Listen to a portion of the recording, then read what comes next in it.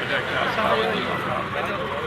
এলাকার প্রাণের দাবি আমার কাছে খুব ভালো লাগছে যে ওনাদের দাবির পরিপ্রেক্ষিতে যে আমরা কাজ করা শুরু করেছি, আপনারা দোয়া করবেন যাতে এটা কমপ্লিটলি এই এলাকার সিলেট 3 দক্ষিণ নির্বাচন চয়েস বালাগঞ্জ শুধু এই কমিউনিকেশন, তারপরে ধরেন এখানে স্কুল, মসজিদ, মাদ্রাসা, মন্দির রয়েছে, অনেক অসম্পূর্ণ কাজগুলি আমাদের করতে হবে।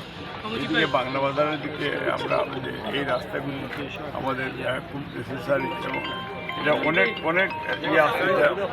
মিডিয়ার একটু সহযোগিতা দরকার, কারণ মিডিয়ারা রাগ গুছা করলে হবে না, মিডিয়ারা কপারেশন করতে, এটা আমরা সবাই মিলে কিন্তু এই দেশ বিল্ড করি।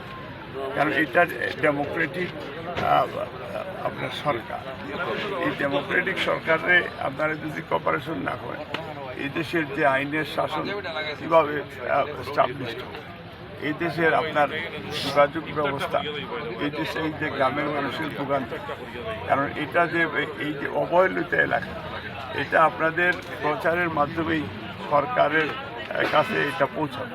যেমন আপনারা যদি এগুলি প্রচার না করে এইগুলি, তাহলে এটা তো আরেকটা আপনাদের পার্ট আপনারা পালন করবেন আমরা আশা।